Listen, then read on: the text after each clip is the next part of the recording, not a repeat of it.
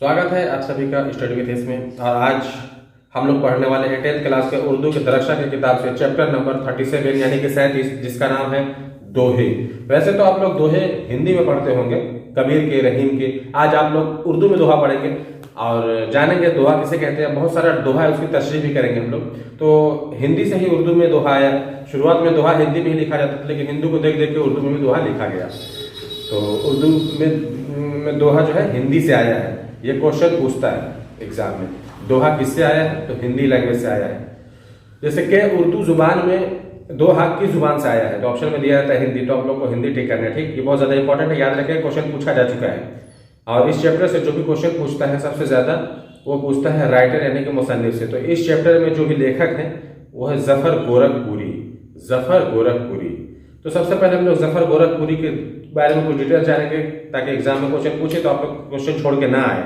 और उसके बाद हम लोग दोहा समझेंगे, दोहा किसे कहते हैं, और सारे दोहे का फिर तशरीह किया जाएगा। जफर गोरखपुरी के बारे में समझते हैं। उनकी पैदाइश हुई थी 5 मई 1935 ईस्वी को उत्तर प्रदेश यानी कि यूपी के गोरखपुर बांसराव तहसील में 5 मई 1935 में। याद रखिएगा, बिदौली बाबू गांव में पूछा जा चुका है ऐसा क्वेश्चन। उनकी पैदाइश कहाँ होती है?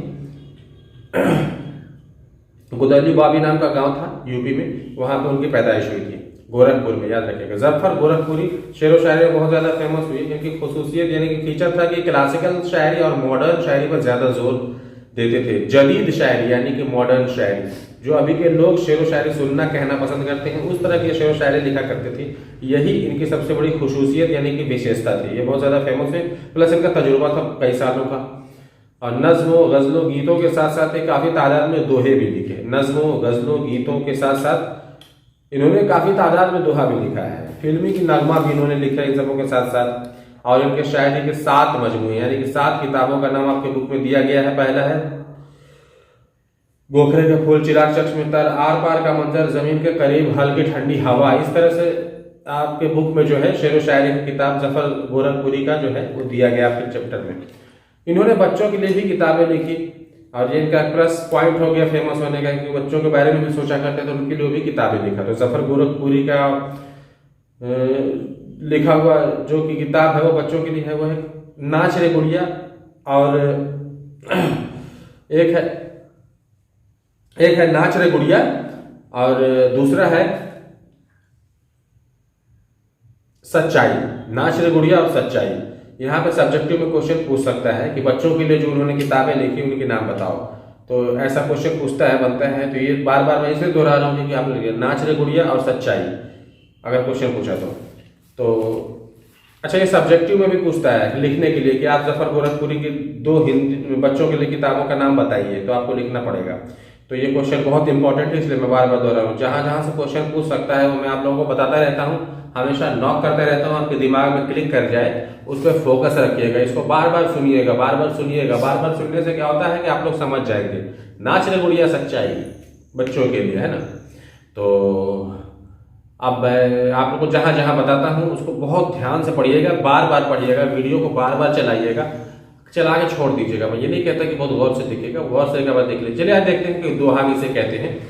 तो सबसे पहले ये जानते हैं हम लोग कि दोहा किसे कहते हैं, दोहा कहते किसे हैं। तो दोहा जो है एक प्रकार का छंद है जिसके पहले और तीसरे चरण में 13-13 मात्राएं होती हैं, और दूसरे और चौथे चरण में 11-11 मात्राएं होती हैं। अब इस चैप्टर में जितने भी दोहे हैं उसको 1 बाय 1 करके उसका मतलब देखते हैं, उसका मतलब समझते हैं। हाँ, तो पहले का है तारे छू जुगने पकड़, यानी आसमान छू ऊंचाई तक जा, तो नामुमकिन काम को मुमकिन कर दे, रस सपनों के खेल। जो तुम सपना देखे हो उसका खेल रचो, जो तुम बनना चाहते हो उसका जो तुम्हारा लक्ष्य है उसमें खेल रच, यानी कि उसमें प्लानिंग कर और उसमें सपनों को साकार कर। रात की इतनी उम्र है दिए में जितना तेल, रात की उतनी उम्र होती है जितना दिए में तेल होता है। इसके माध्यम से जफर गोरखपुरी ये बताना चाहते हो तुमको सफलता उतनी है जितने तुम मेहनत करोगे। अगर तुमको सफलता कम मिल रही है, समझो कि तुम मेहनत भी कम किए थे, यानी कि तुम्हारी सफलता डिपेंड करती है तुम्हारी मेहनत पर। तुम जितना ज्यादा तुम बड़ी मेहनत करोगे उतना ही ज्यादा तुमको सफलता अचीवमेंट मिलेगी, ठीक है। जिस पर्दे में झांकी उसी तेरा रूप, क्या बादल में बूंद दिया, क्या सूरज में धूप। इसमें बोल रहे हैं कि जिस पर्दे में झांकी सभी पर्दे में खुदा तेरा ही रूप दिखाई देता है, क्या बादल ये जो बादल है और बारिश की बूंदें हैं और सूरज का धूप है, इन सभी चीज़ों में खुदा का ही रूप दिखाई देता है। हद से अधिक जिंदगी, सच पूछो तो रोग, आगा पीछा सोचते बूढ़े हुए लोग। यहाँ पे बोल रहे हैं जफर गोरखपुरी के उन लोगों के बारे में जो हमेशा संजीदगी में रहते हैं, आगे पीछे सोचते रहते हैं कि मैं काम करूं कि ना करूं, लोग क्या सोचेंगे, वो क्या सोचेगा, ये क्या सोचेगा, मतलब हमेशा कंफ्यूजन में ही रहते हैं, संजीदगी में ही रहते हैं कि मैं काम करूं कि ना करूं। तो इस तरह लोग जो है सोचते सोचते आगे पीछे सोचते सोचते बूढ़े हो जाते हैं, संजीदगी जो है ज़्यादा बढ़ जाती है, ज़्यादा ही कंफ्यूजन में रहने लगते हैं, तो एक रोग यानी कि बीमारी हो जाती है। ठीक भूखी भेड़ के जिसमें बस चरवाहे को दूध दे या गाजर को खून। इसका मतलब ये भूखे जो भेड़ होती है उसको कौन खिलाता है, उसको भूख लगा, तो जो भी इंसान उस भेड़ को खिलाता पिलाता पालता है वो कुछ ना कुछ अब उस भेड़ से फायदा सोचना शुरू कर देगा, या तो उसे दूध लेगा या उसे ऊन लेगा, है ना। तो ये बोला जा रहा है कि चरवाहा है वो भेड़ को पोसता है, पालता है, खिलाता है, पिलाता है। क्यों? क्योंकि उसको भाई भेड़ से फायदा है, दूध मिलता है। या फिर जो ताजिर होते हैं बिजनेसमैन वो भेड़ को पालते पोसते हैं, खिलाते पिलाते क्यों है? क्योंकि उसको फायदा ऊन मिलता है, फायदा की वजह से ही भेड़ को पाला पोसा जाता है। इस दोहे के माध्यम से जफर गोरखपुरी ये बताना चाहते हैं कि जब इंसान को दूसरे इंसान से कोई ना कोई फायदा होता है तभी वो इंसान उस इंसान की रिस्पेक्ट करता है, आगे पीछे झूठता है कि भाई उसको काम है, फायदा है इसको इंसान से, है ना। और जैसे ही काम निकल जाएगा तो वही वाली बात हो जाएगी, अपना काम बनता है भाड़ में जाए जनता। तो अपना काम निकल गया, कोई कुछ भी करे हमसे क्या, वही बात बोला कि जब इंसान को दूसरे इंसान से फायदा होता है, काम होता है, तो तभी उसको रिस्पेक्ट करता है, आगे भी झूलता रहता है, अच्छी अच्छी बातें करेगा। जाकर बैठे 4 पल इन पेड़ों के पास, जफर हमारे भाग में शहरों का बर्बाद। जहाँ पर जफर गोरखपुरी बोल रहे हैं कि ये जो शहर है, इस शहर में मैं 4 पल किस पेड़ के पास जाकर बैठूं, यहाँ पर कोई पेड़ है ही नहीं, और यहाँ पर मैं जाकर बैठूं तो कोई बात करने वाला नहीं। ये शहर है, ऐसा लग रहा है जंगल है, मतलब बनवास है, मतलब लाख गुना सा मेरा गांव था जहाँ पे पेड़ ही पेड़, हजारों पेड़ थे, और हमारे में पहले के लोग थे, बात करने वाले थे, और वहाँ पे हरा भरा था।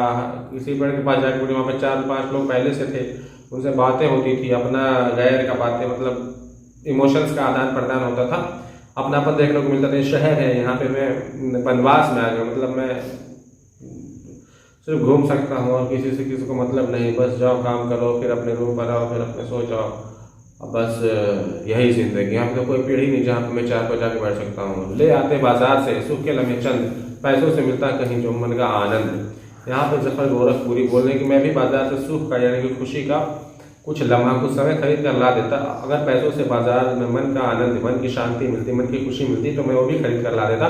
लेकिन अफसोस ये सारी चीजें पैसों से नहीं मिलती हैं। मन का आनंद, मन की खुशी और सुख और शिक्षा ये कभी पैसों से नहीं बिकता है। अगर बिकता तो मैं भी क्या करता, खरीद कर ला देता बाजार से।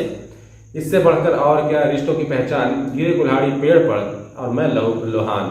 इससे बढ़कर रिश्तों की पहचान और क्या हो सकती है कि जब पेड़ पर कुल्हाड़ी गिरती है तो इंसान लहूलुहान हो जाता है। ऐसा लगता है कि मेरे पे लहूलुहान हो गए। इससे बड़ी और रिश्तों की पहचान क्या हो सकती है, मतलब कितना रिश्ता निभाने वाला इंसान है वो, जो पेड़ से कितना प्यार करता है। रात पराये देश की हर सपना बर्बाद, जुगनू सा चमका करे माँ का आशीर्वाद है। यहाँ पर बोल रहे हैं कि जब कोई पराये देश में जाता है, परदेश जाता है, तो उसको बहुत ज्यादा दुख होता है, दर्द होता है, क्योंकि अपने पूरी परिवार को छोड़कर जाता है दूसरे देश, जहाँ पर उसका कोई अपना नहीं, सभी लोग अनजान रहते हैं। और वहाँ पर जाने के बाद उसको बहुत ज्यादा दुख होता है, बहुत घबराहट होता है, टेंशन होता है। लेकिन उस वक्त जो सबसे ज्यादा साथ देता है वो माँ का आशीर्वाद होता है, वही उसका साथ देता है।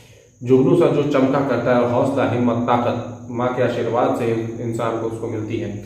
और माँ का आशीर्वाद कभी भी किसी के सामने झुकने नहीं देती है, और माँ का आशीर्वाद जुगनू सा चमका करता है। बच्चे टीवी देखकर खुश तो हुए जनाब, दुख लेकिन इस बात का है बेवा हुई किताब। यहाँ पे बोल रहे बच्चे टीवी देखकर खुश तो हुए, और अपने बच्चों को खुश देखकर माता पिता भी खुश हुए, पेरेंट्स भी खुश हुए, लेकिन दुख इस बात का है कि बेवा हुई किताब। किताबें जो हो गई वो विधवा हो गई, उसको कोई पढ़ने वाला नहीं है, सारे स्टैंडर्ड तोड़ गया। क्या चिंतन, क्या चेतना, गोरखपुरी नसाज, कंप्यूटर के काल में सब बंजर, सब बाज।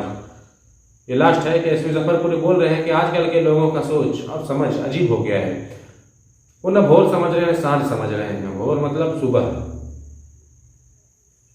फजर के अजान के समय को भोर कहते हैं, 4-5 बजे के समय को भोर बोला जाता है। सांझ बोला जाता है शाम के समय को, शाम का 4-5 बजे का समय, 5-6 बजे का समय सांझ होता है।